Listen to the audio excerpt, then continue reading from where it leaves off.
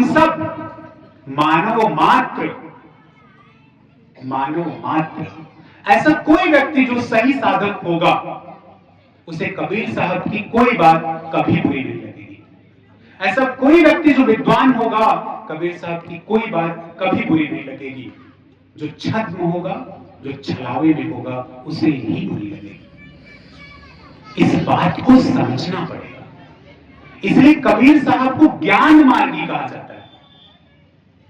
कबीर साहब को ज्ञान मार्गी कहा जाता है।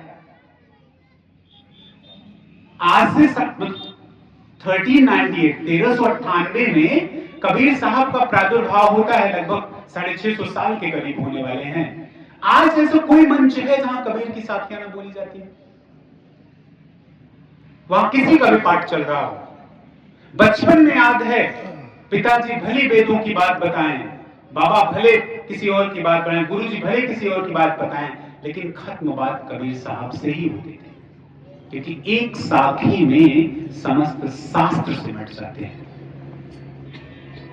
और आप तो परम सौभाग्यशाली हैं कि उन कबीर साहब की इस सत्संग की श्रृंखला में आप शामिल हैं।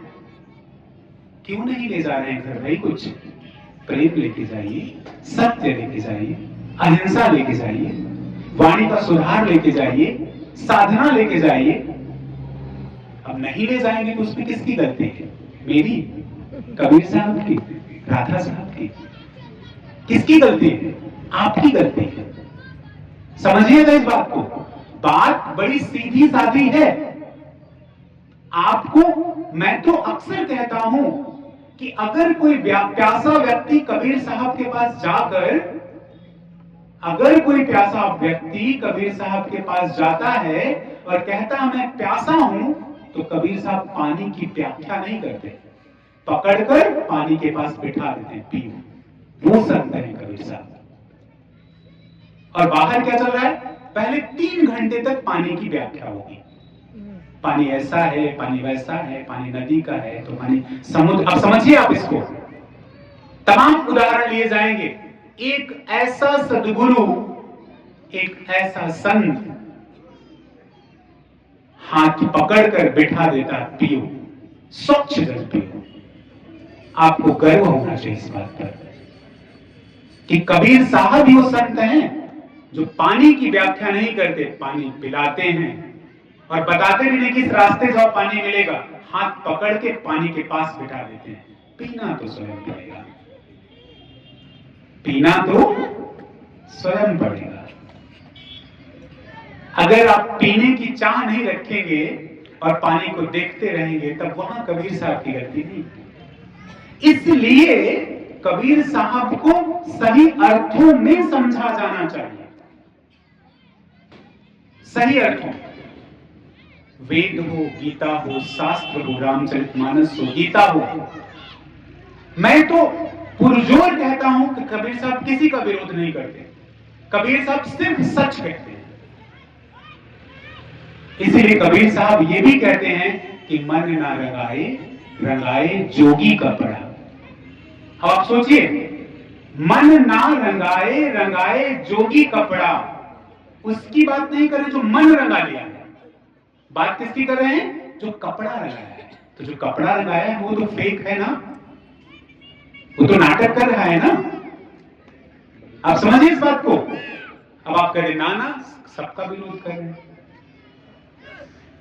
कबीर साहब कह रहे हैं कि भाई मन रंगाओ, कपड़ा तो रंग ही जाएगा। और आज क्या है? जितने भी कपड़ा रंगाने वाले लोग हैं, वो कबीर साहब की इस वाणी को सुनकर जल भूल जाएंगे। नहीं, कबीर साहब कह रहे हैं किसी धर्म, किसी पंथ, किसी मजहब के हो, अगर तुमने मन रंगा लिया है, फिर तो तुम कबीर के कबीर तुम्हारे। फिर चाहे तुम गीता पढ़ो, चाहे वेद पढ़ो, चाहे पुराण पढ़ो, बात तो समझ कबीर की ही आएगी।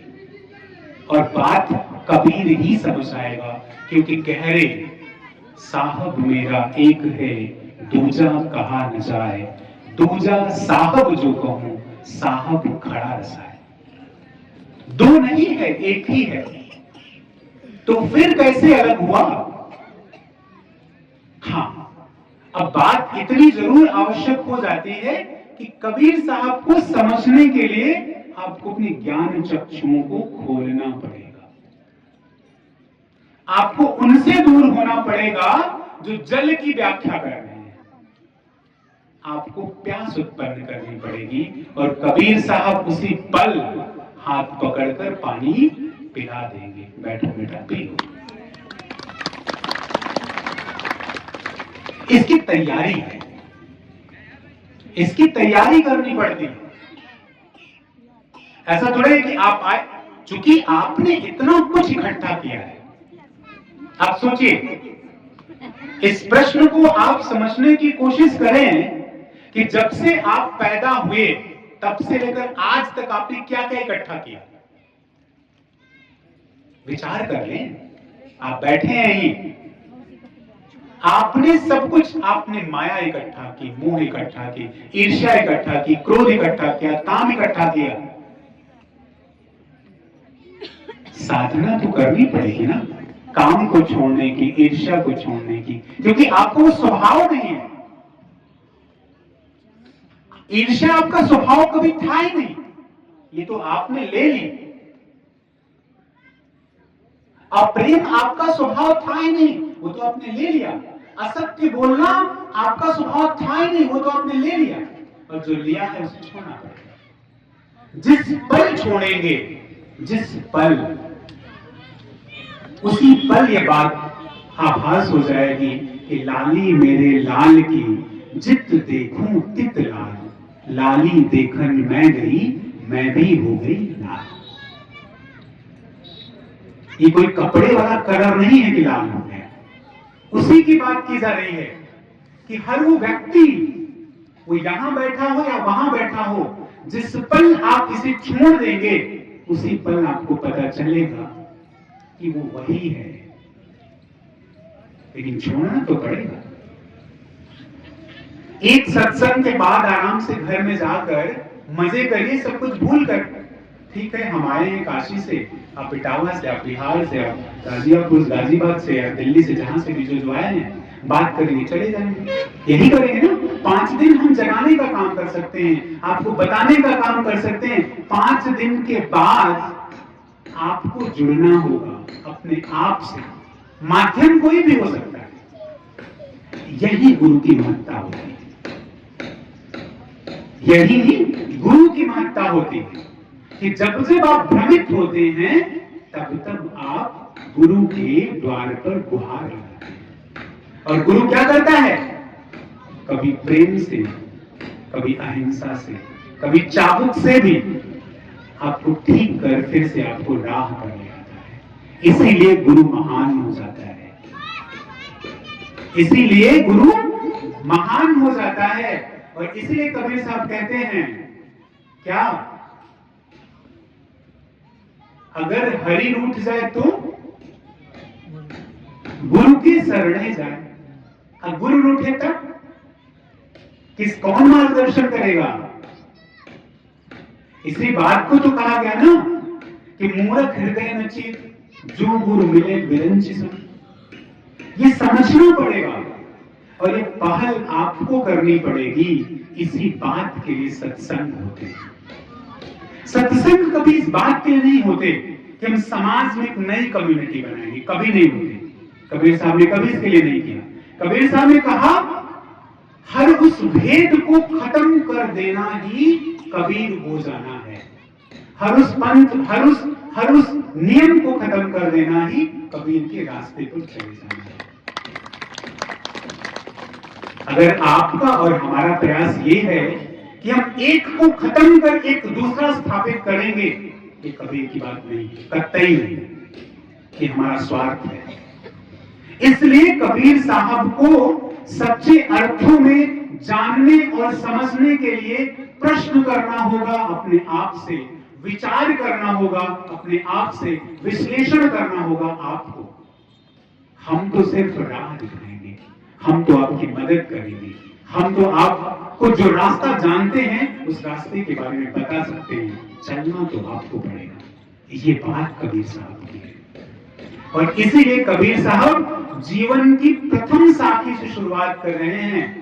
मीठा सबसे बोले, सांच बराबर तप नहीं, झूठ बराबर।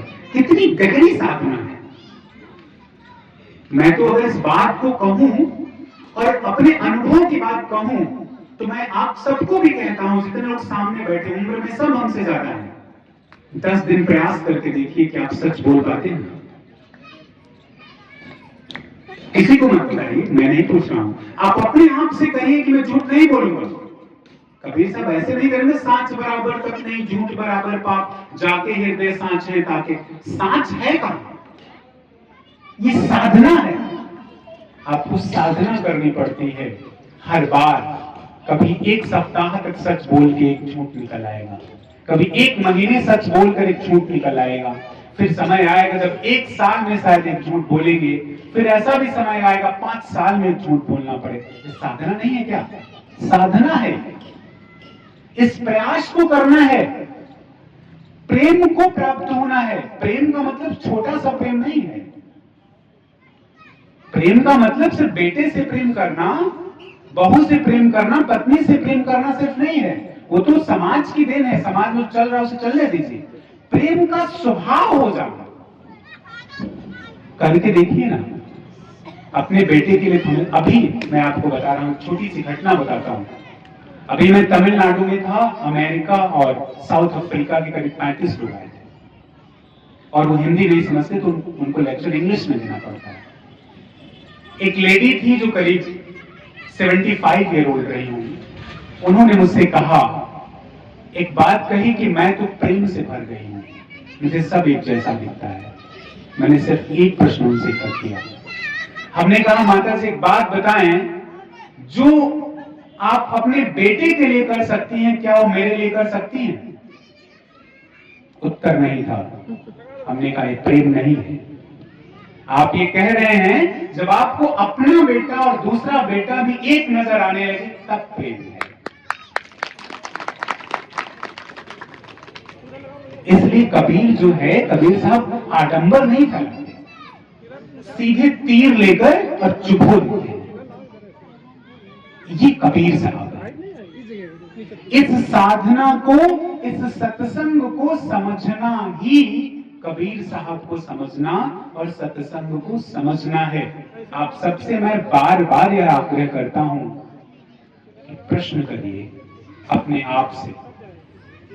और जिस दिन ये परिपाटी शुरू हो गई, मैं कह रहा हूं, उसी दिन आपके मन से वो तमाम डर निकल जाएंगे, आपके मन से मृत्यु का भी भय निकल जाएगा। लेकिन उस अवस्था तक आना पड़ेगा।